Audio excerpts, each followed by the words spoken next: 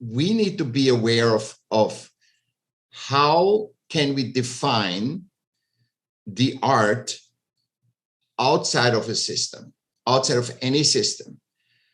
And when what I want to come to is we perceive art not as two parts. Even though we compartmentalize it, you have to sell it now. Right. But really, it's two businesses that they work counter. Mm-hmm. So there is the creation where the magic is. And when the magic happens in creations, then the market, the buyer, the art lover, sees art as the creation of this process. Mm-hmm. It's almost a physical. Art is the physical representation of the magical process that happens. Welcome to Story Power, a bi-monthly podcast where my guests and I geek out about the stories we're passionate about in all different genres, styles, and formats.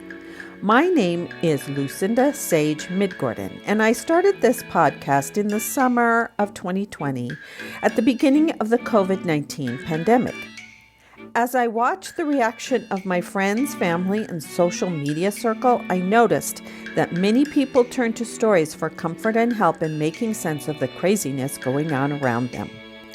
My goal was to do the same for my listeners, but as I chatted with my guests throughout the first year, I discovered that their personal stories were the most fascinating thing about each episode.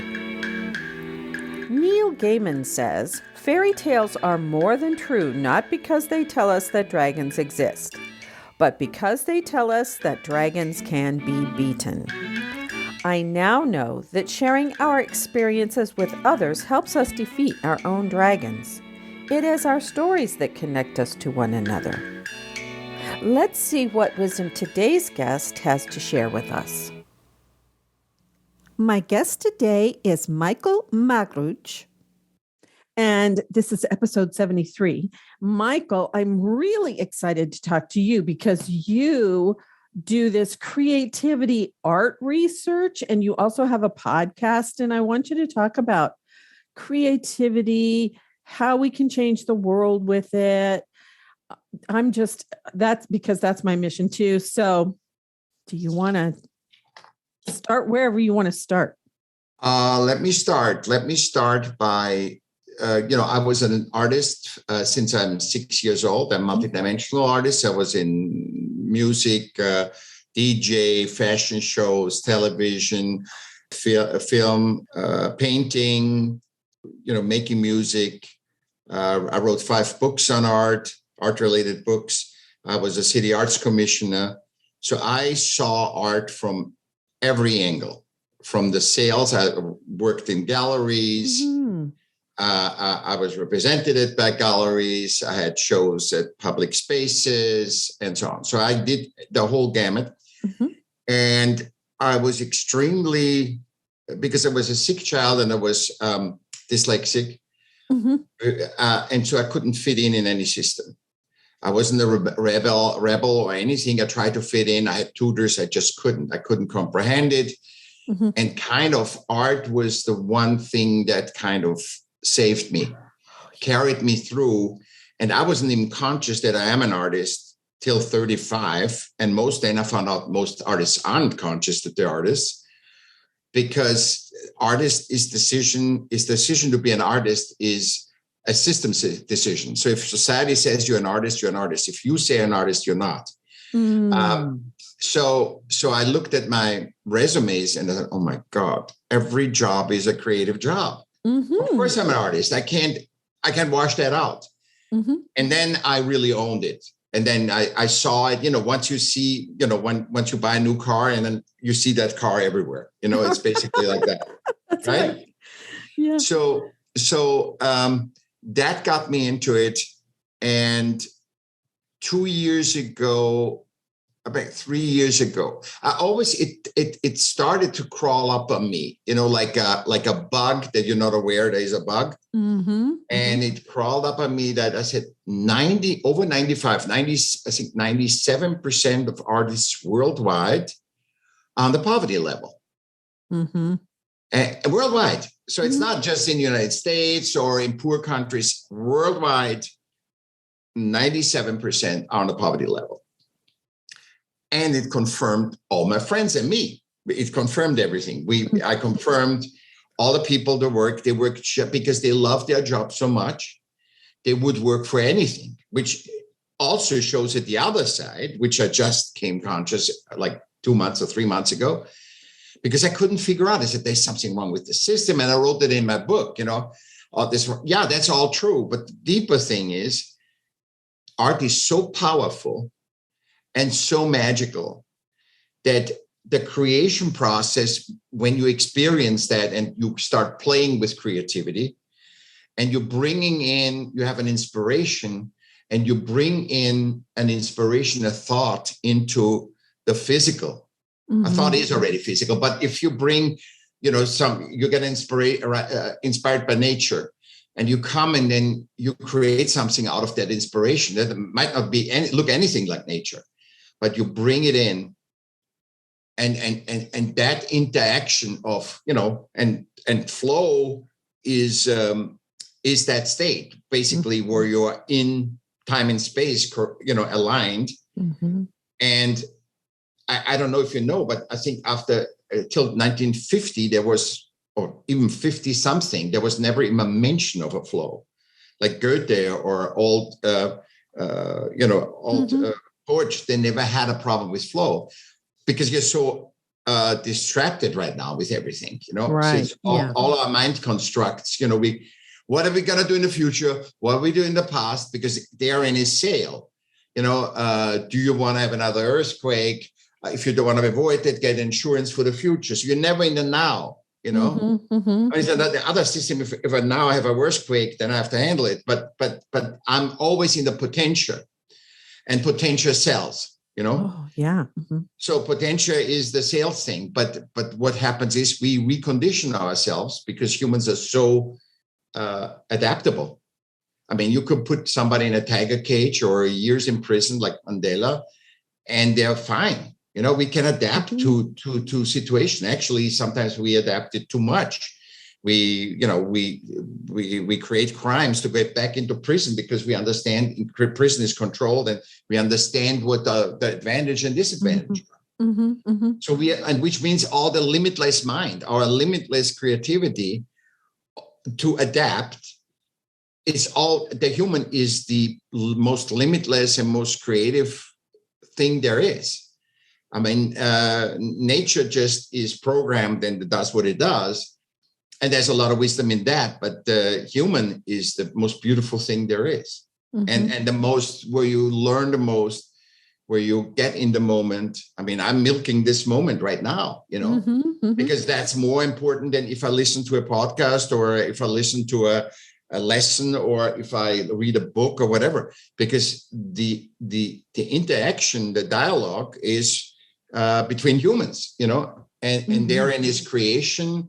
And there is everything is in our moment right now is everything.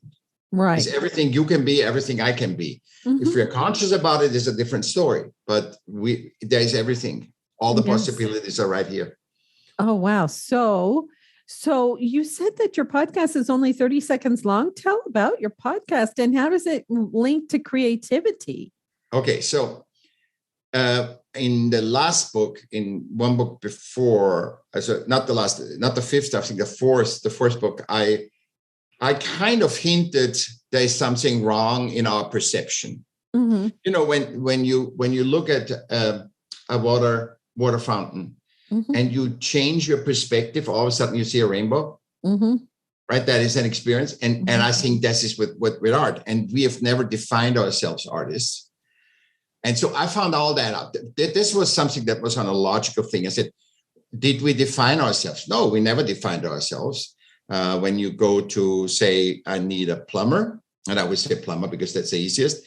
If you go to a plumber and say, why should I give you $5,000? The plumber says, I'm going to put a new bathtub in. I'm going to get you a wash basin. I get you whatever.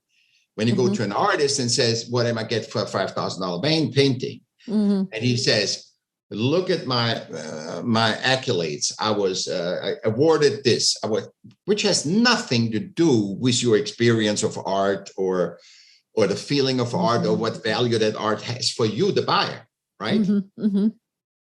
So that we have never, and because we do this over generation, so we were dependent on systems, religion, Michelangelo, religion, that system. Then there was the system of government. So and then there was businesses that said, I want an artistic thing. And we became a system-defined value. So if you are the best artist amongst artists and Nike doesn't want you, and they say, yeah, it's okay, but we give you $5 for the shoe design. You have got to take it because you have nothing to eat. So this is the loop. This is the loop. And if you don't take it, there's hundreds of artists behind you that take it. So basically, artists, nothing wrong with systems. They know their value. We don't. So right. it's they have to find their value. We have to define our values. And I saw that. And I said, we have to define values outside of systems. That's the only space where we can define it. So when you think about art, this is very tricky. When you think about art today, you as an artist obviously think of the magic of creation, right? It's a big part of that art. That's why you're doing the whole selling. Right. You go to the martyrdom of selling. But because you're aware of it, we need to be aware of how can we define the art outside of a system, outside of any system. And what I want to come to is we perceive art not as two parts. Even though we compartmentalize it, you have to sell it now. Right. But really, it's two businesses that they work counter. So there is the creation where the magic is. And when the magic happens in creations, then the market, the buyer, the art lover sees art as the creation of this process. It's almost the physical. Art is the physical representation of the magical process that happens. Right. Yes. And when the art lover sees that resonate, it's a resonant thing. Then he pays any price, and that's how you can get whatever. And there's ego involved in everything else. But what we understand as art today, we need to comprehend that. Otherwise, we can't change. Is the art business. Because if the art business doesn't say you're an artist, you're not an artist. I mean, what does it help you if you tell yourself an artist? Doesn't help you if you're not selling anything and don't even want to look. People don't want to look at it. So we need to understand that first. And I give little breadcrumbs because I want to change a consciousness. I don't want to, now say the same words that I say, but I want what anybody that listens, and they should listen a couple of times to this because it is a long work to get to that point where I am, So I give you 20 seconds, 30 seconds with a question so you can reflect if the truth that I told you is true.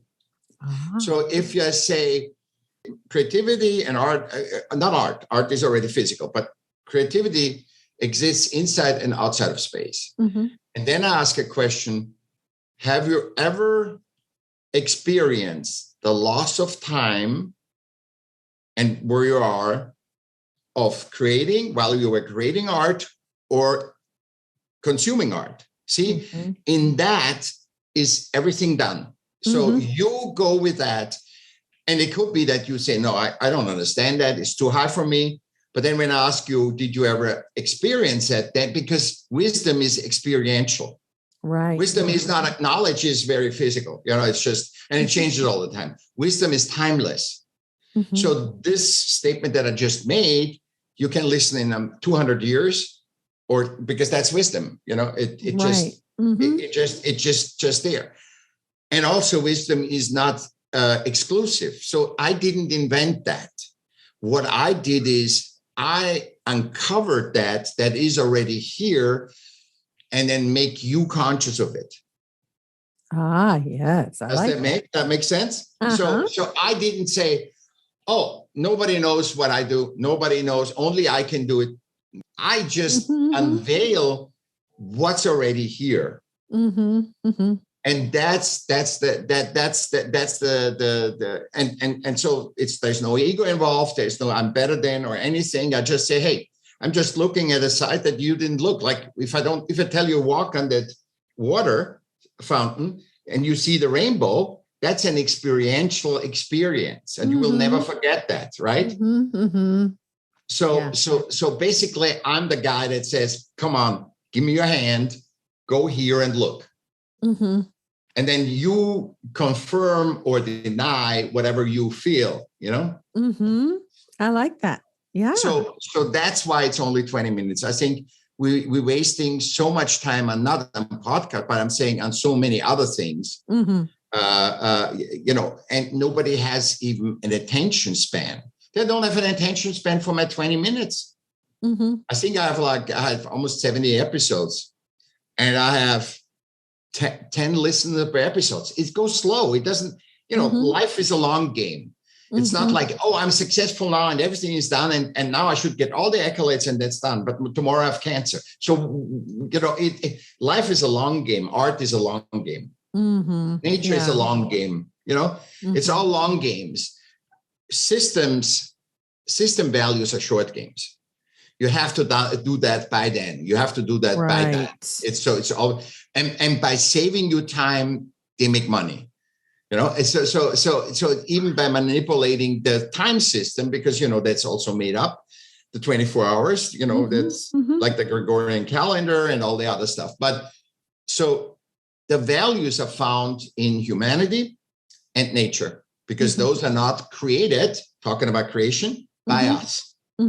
All the beauty that we see and that we are so, what do you call it? The shiny object syndrome is a new thing that gets more and more because it's shiny. In nature is almost nothing shiny, right? At the water, the silts on the water, but so we go, wow, it's shiny. Look at this New York, what we built. Look at the Ferrari. Look at this thing and look at that. And we are just blown away. And we think now that so we, instead of seeing this and saying, wow, in creation, there's so much power, we deny creation. We say, if it's not system, it's a system applied, it has no value, That's why the artists are all poor. Instead of saying, look what we did with the limited with when we limit creativity and create just for our needs, and look what we create. But there was a pivot point where the humans said, now we know it better than humans. We know how to make humans better. Right. We know how to make nature better. We plant trees in a wood that then attracts more deer, and they bite in the weeds and then eat the bark, and then we say, oh, we need to kill the deers. So, it's just one thing after the other. There's no wisdom. It's the short-term solution. I mean, look at political correctness. Political correctness is made because system separated us in genders, then in race, then in sexuality, so they can handle our unlimitedness. Because, oh my God, I'm freaking out. There's a man and a woman. Oh my God. Oh, there's another sexuality. Oh my God, there's a gay man. And they just need to, they need to constantly divide. So they can handle it. Right. They can handle us, And that's basically, you have a basic understanding now what I do. Or tell me any questions you have. I mean. Well, I'm taking in what you're saying, because it's really true that I wouldn't have called it the systems, but you're right. The systems control what artists are the best, supposedly, or whatever. And I was, as you were saying that, I was thinking, I have a published book too. And I was thinking about the publishing industry, and there are only 5 or 6 or 7 publishing houses, big publishing houses. And if they don't want to publish your book, well, how do you get it out to the world? Well, Amazon, you can Amazon it. Right. But what I mean is that people started to say, oh, well, I'm not going to kowtow to those people who say my book is good or not. I'm going to publish it independently or with a hybrid press or something, some other avenue. And also I have a friend who's a potter, and I just interviewed him not too long ago, but he lives sort of down the road from us, and he makes his little whimsical animal characters. One of the newest characters that he has is a Bigfoot character, Yeti character. And he takes them around to like fairs, art fairs. And I think art fairs and the even gardening, just down the road, there's the farmer's market, So those kinds of things are springing up where people are kind of rebelling a little bit. I would say they just create their own markets. I think they're rebelling. You're right. They're rebelling because they're not saying, hey, it's not even worth it doing it. And I wouldn't even consider this rebelling. I would just see they are creative, and they just say, let's do a market and let's create a market. If there is no market, let's create one. And I think artists need to create a demand. I keep saying that forever. I said, you need to create your own demand, not you bring something that everybody likes. You need to create the demand and understand where's the value in your work. Like I said before, when you like art, that you educate the art lover and said, why you like that? Because you see that I had so much fun creating it. And you feel that, and that's why it makes you feel good. It's a manifestation of my godly process, or, that I had creating it. Well, and I think that's what you just said is really true, because I've had some experiences where I see a piece of artwork and I just start to weep, because the energy comes right off the artwork, the energy that the artist put into the artwork. And it affects me emotionally too. So I know. Why you start weeping? Because you recognize that beauty that you observe in you. Because that's where we experience that we're all together, that we're all one. That's why I'm saying it is so important that people are together, not apart. Right. And not separating themselves even in gender. Right. I look at you as a human. I don't look at you as a woman. Obviously, I recognize you're a woman, but I'm not looking at you. I'm looking at the human. Right. Always at the human. Because we wouldn't have to fight for equality or anything if we're all humans. Right. A cat doesn't say, oh, I'm a black cat, I'm a white cat, I'm a checkered cat. They're cat, period. Right. That's the main thing. They're a cat. That's it. It's not important. We probably wouldn't even see race if we weren't, but a system conditioned, you need to be separate so we can handle you, Right. Right. Yeah, exactly. Yeah. Yeah. So I think, these two systems, and I think there's one. Okay, so let me clear that. So when you are aware, I think every artist, every creative should be aware that there's two systems, and milk the creation process, because the more you milk it, the more you're aware of your creation process and how magical it is, the more it will be represented in what you're creating. Right? Yeah. And that is what people recognize to fall in love with your stuff. If you focus on what sells, right, you get flat. Right. It depends on, you can use your creativity and study the market and create a product for the market, but then you're not different than a person that creates a new bicycle. Right. So I say all the bicycles are green And I said, oh, you check it out. They said, the red soles, I'm making a yellow cell. This is how art works today a lot of times. I'm making a yellow bicycle. And then nobody buys that yellow cell. Then you're deep depressed because you had that magical experience. But if you would look at it as a bicycle, as a product, as a widget, because the market only does widgets. The market doesn't do artistic value, because you can't put value on artistic value. You cannot put a value on anything. You couldn't put a value on how much money would you pay now for you and I giving you that information. You can't put a value to this, Right. So it's free will. It's when you resonate, when you have a great talk to each other, that people say, oh my God, you got to hear that. I feel what these guys experienced and so when you are understanding this, they're totally separate and contrary market, because the market, the sales market is steady. All systems are steady. They're continuously growing, bigger, better, more. Artists and humans and nature doesn't work like that. We have cycles, we have seasons, we have biorhythms, we have all these things. But that makes us forever. That makes us continuous. Continuous more important than short term. Because you have to look, because I said it's a long game versus a short game. Right. And the economic system gets shorter and shorter and shorter. When you pay me now with a credit card, 4 people make a half a cent. To make money, it's getting shorter and less money, and you have to have more spread. And because in the old days, you had an idea, you made it, boom, you made a ton of money. That's almost impossible today. Well, I was thinking about the whole market, the system versus the creativity. I mean, I have been involved in creativity for a very long time because I'm a theater artist and I have an education in theater.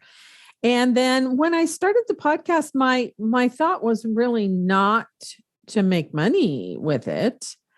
It was to create community with it. And that's what's behind my Patreon community too. I want to create a community where we're talking about creativity or things that have been created and how they affected us. Stories that have been created and how they affect us. So, I didn't go into theater thinking that I was going to be a famous actress.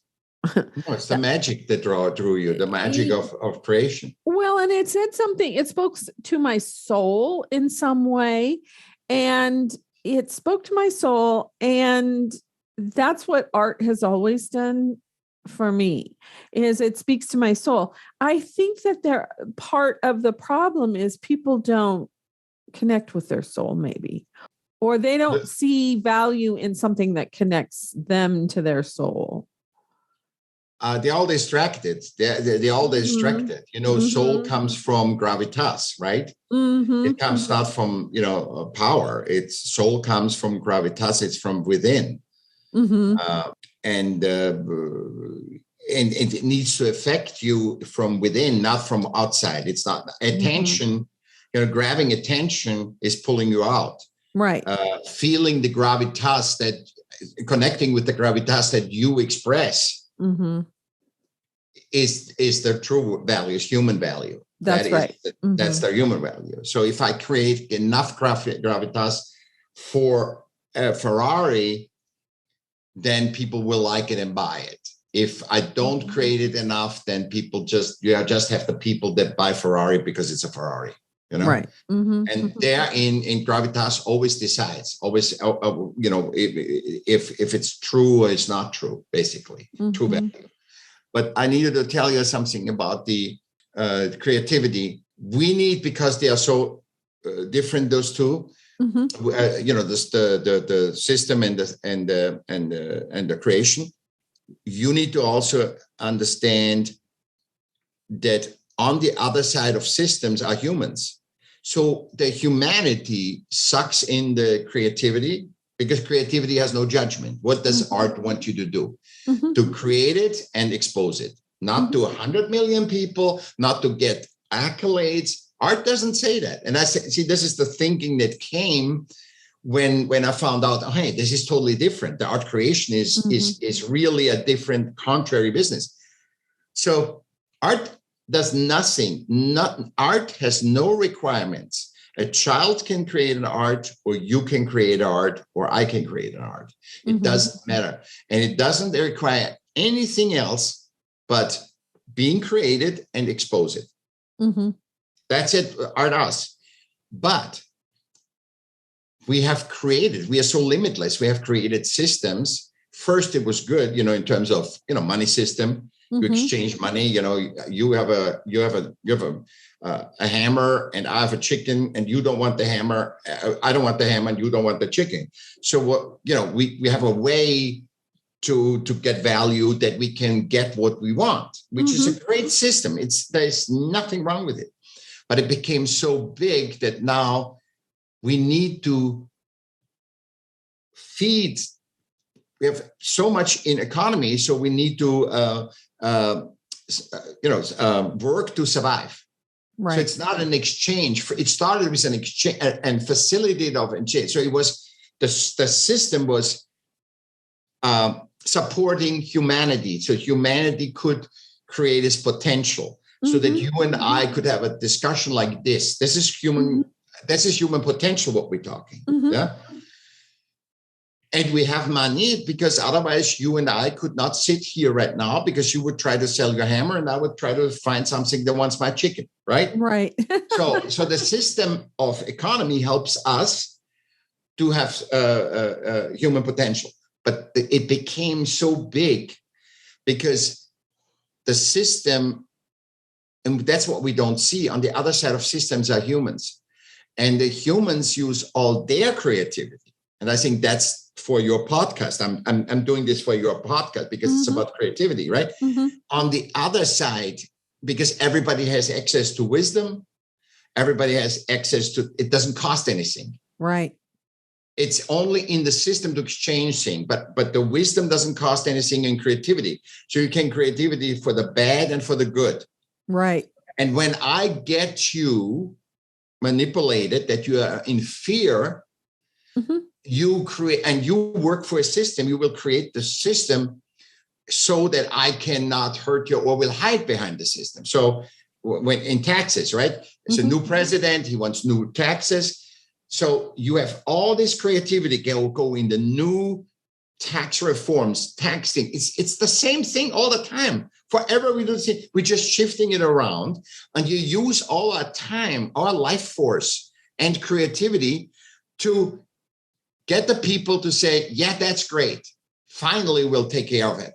And then you have the people on the navigation side that use all their creativity also for the system. Then to navigate the system, do not pay taxes, do not do that, to get by, And that's the sad thing of creativity. The sad thing of creativity is that we're so creative and so adaptable that we don't see that it's human against human. And if humans don't make the decision, then our true north is humanity and our habitat nature, where the truth is and our peace is. Peace is being in the moment, being with that person in the moment. That's peace. Because you don't worry about things while you're talking with me. But the moment you stop, the system comes, all the systems, come over you. And that's why we need to understand how powerful are humans and how limitless their creativity is.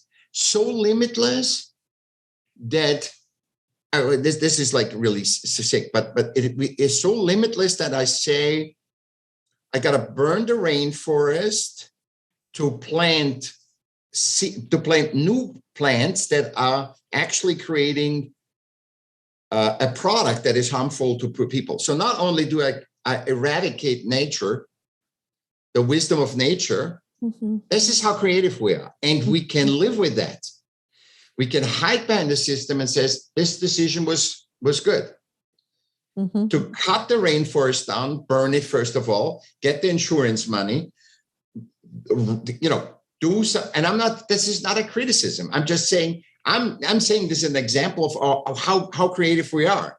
Mm-hmm. We get the insurance money. We plant for the insurance money, not a rainforest again. We create a plant that the product of that plant is harmful for humans. So we screw ourselves 3 times in that whole process. That's how creative we are.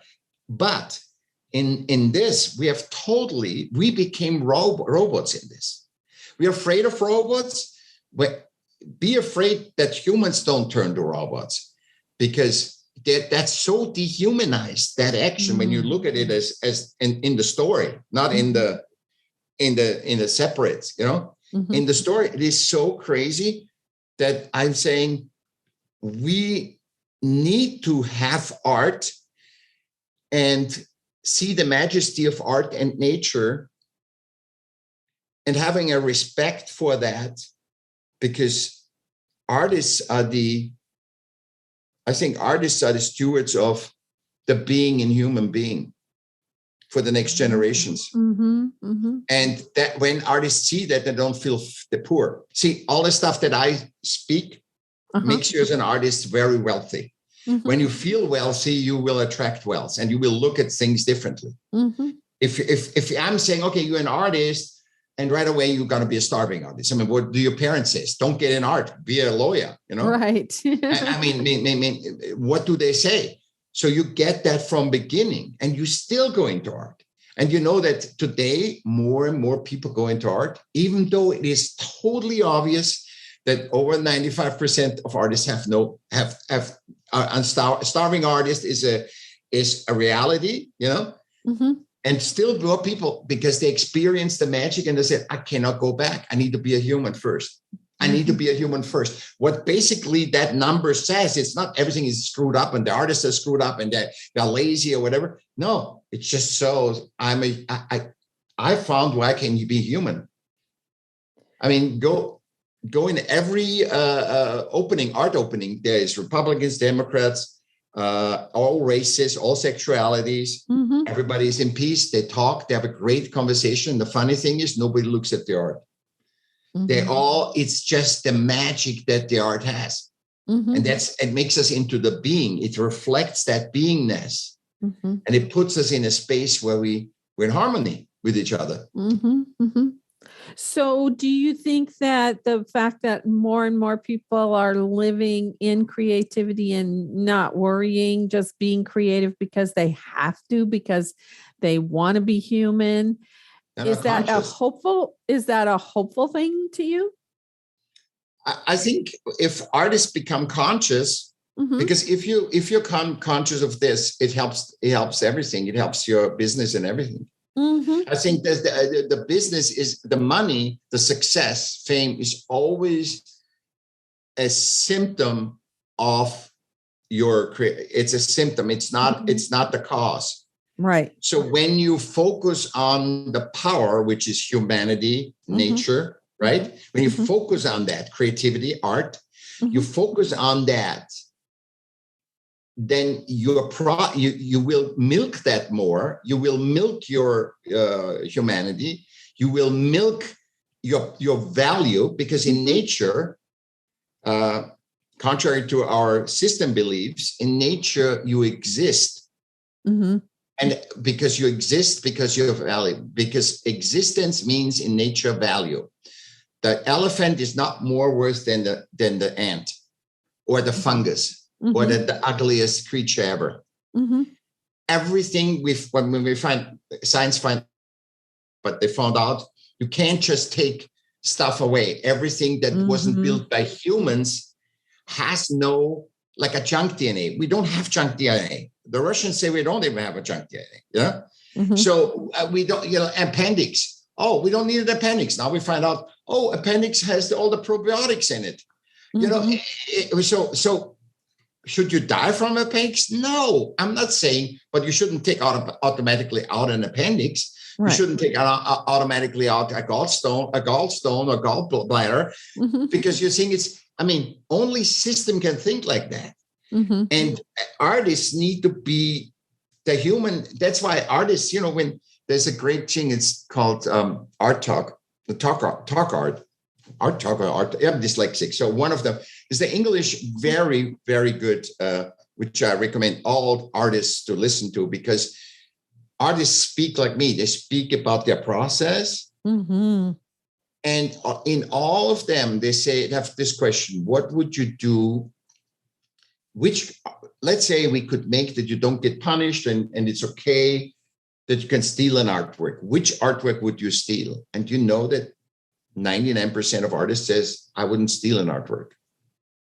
Mm-hmm. I'm just saying, you wouldn't have that in any other job. I said, I wouldn't steal an artwork. Mm-hmm. And not because it's bad or anything, because it's inconceivable that I adore the Mona Lisa, let's say, but I don't feel, see, that's why we are human. It's not in the system, it's what you own. It's the value that, mm-hmm. The ownership, mm-hmm. right? Mm-hmm.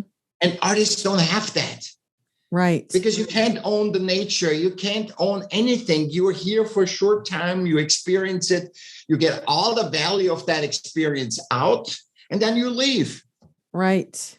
And that's the nature thing. And we are part of it. So why are we thinking why we got so conditioned? And the funny thing is nobody to blame. We need to be conscious. We conditioned ourselves like that. That's right, really. And that's what that makes it good or bad and bad, Right. Well, and I was going to say part of the reason why, well, this is my thinking about it.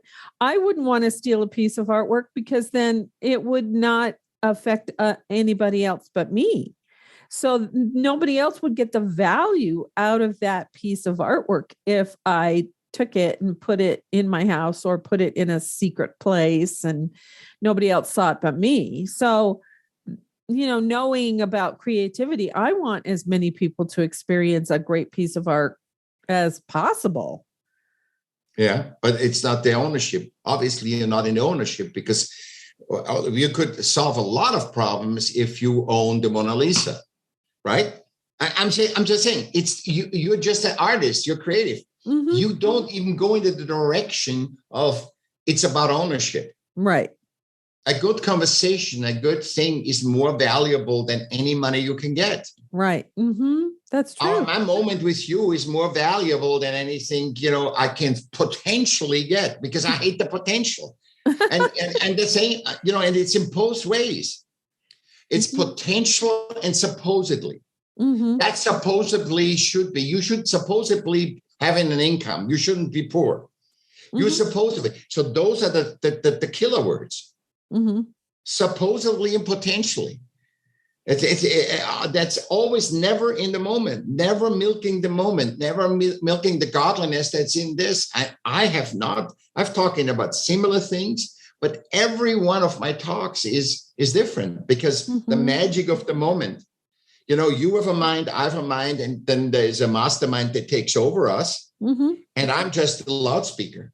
I'm just, and I tend to be that. No, I tend to be this in groups. Uh-huh. I'm an alpha, by function, not uh-huh. by being better. And I usually am the loudspeaker of 2 or 5 or 10 people, uh-huh. All this stuff comes to me, but it's not that I'm prepared for that. I don't prepare for a podcast. I don't prepare at all.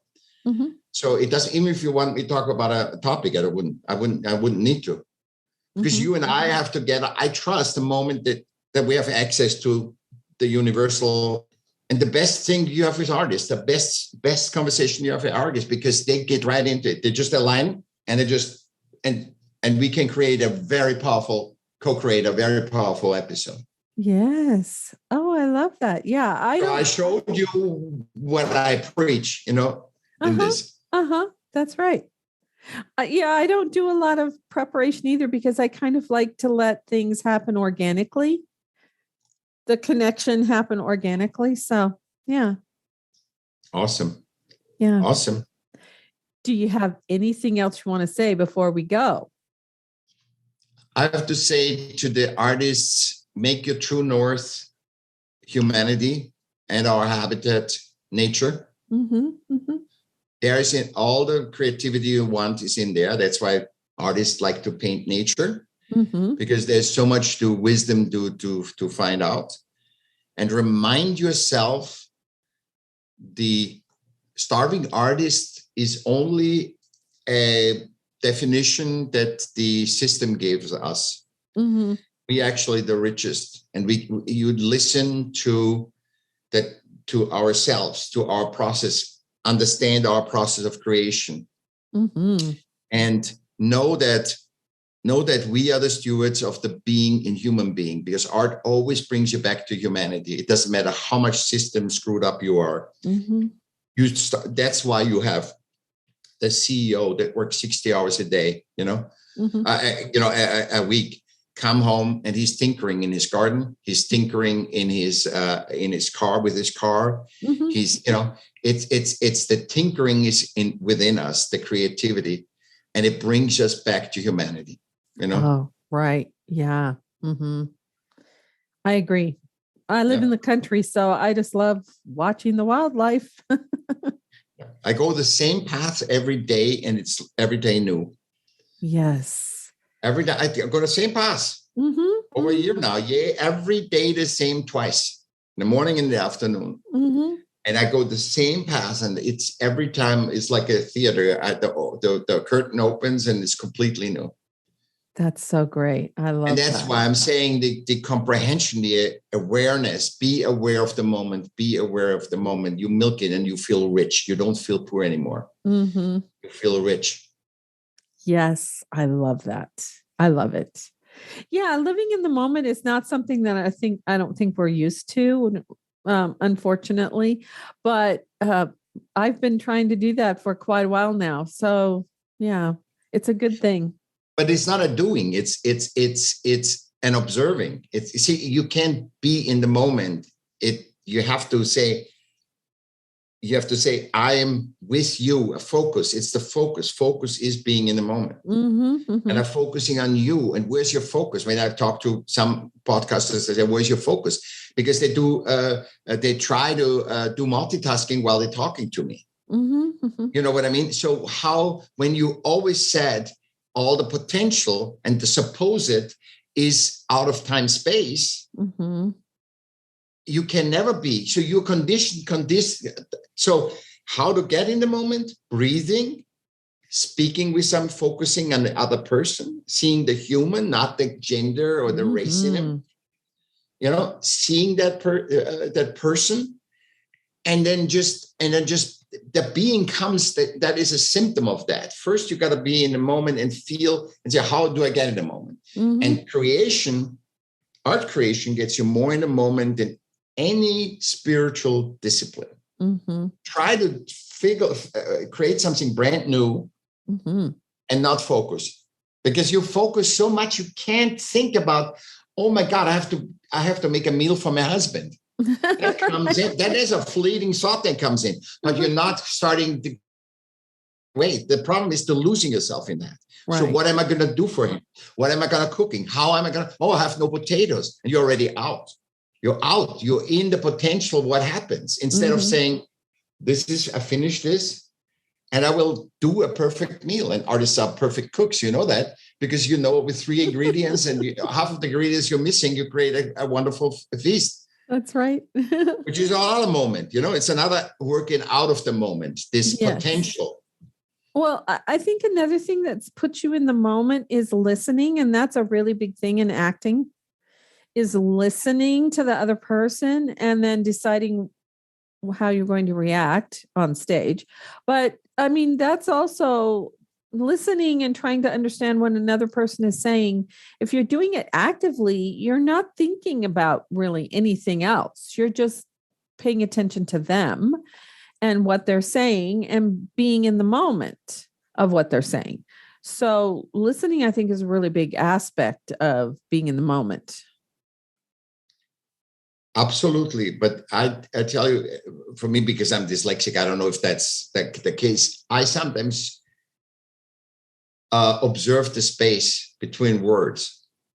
So when you're listening, so instead of listening to the words and then translating what the words mean in my words, I'm actually going a detour. Mm-hmm. So when I'm focusing on the space in the words of you, First of all, it forces me to be in a moment because I have to give focus to the space in what you are communicating to me. And I usually get anyway what you're saying. So that's a technique. I just thought I'd tell you. I wasn't saying you're absolutely right, but I think I show you how I do it. I focus on the. Yeah, because what comes to me when you said focusing on the spaces, some people have speech patterns where they have this long pause. And if you're actively listening, you have to wait. You have to watch their body language. You have to, just wait to see where they're going to go with that. So that's also part of listening. And that forces you. Forces you to give the attention, to have to focus on what you want to communicate. And it's not the words. You want to communicate an energy that stimulates an energy in me. And then I respond with an energy, And that's why the discourse is like art, a superpower. Discourse, human discourse is, I think, right after art, one of the superpowers that we totally ignore. We want to just get our message across and sell the thing and get out of it. So we are never in a moment because we're running out of time, out of another system, Yeah, right. I'm hoping things are changing. They will. If we are in a moment, you got to be exemplary. And that's what artists should be. They have nothing to do, be exemplary, Yeah. And we are a lot of examples. I don't know a lot of artists that are not exemplary. I think artists in general, if they're real artists, not businessmen, they are very gentle. They're very pro-nature. They're very recycled. They do all this stuff automatically, not because they have to and they look good, because what does an artist want to be looking good, There's no such thing. For a real artist, there's no looking good. I am who I am. That's all I can be. Papa the Sailor Man, right? Oh, Michael, thank you so much for being my guest today. Welcome. You're welcome. I enjoyed it tremendously. Oh, good. I did too. And we can do it anytime. Lucinda, if you want to talk about just a subject or something, we can do that too. Okay, I just want to give a floor for you and for your audience to give you a basic of a different thinking. Even if you don't take anything I say, it will force you to make your own opinion. And that's what dialogue is. Makes sense, huh? It does. Thank you. Thank you so much. Before I go, I'd like to give a big shout out to Podmatch, which I call a dating service for podcasters. Since I joined their platform, I have met so many wonderful people from all over the world, and they make the matches so easy that if you are a podcaster or you have a message that you want to share, you might want to consider checking them out. The affiliate link is at the bottom of my show notes on my website at sagewomanchronicles@sagewoman.life. Part of what I love about them is that they promote civil conversations, and can't we use that right now? So if you check them out, tell them Lucinda sent you. I'd also like to invite you to my Patreon community, where we will have chats with authors or creators. We'll have member chats about the stories that they love, and occasionally we'll have extra episodes or uncut episodes of Story Power. So please go check out my Patreon page at patreon.com/storypower without the hyphen, all one word. I hope you enjoyed the show. If you like what you heard, please share it with a friend and give us a review on your favorite podcast app. It will help people find us. You'll find the show notes for this episode at my website, Sage Woman Chronicles at sagewoman.life. You can leave a comment there. And remember, as Philip Pullman said, after nourishment, shelter, and companionship, stories are the thing we need most in the world. Until next time, This is Lucinda Sage-Midgorden. Thanks for listening.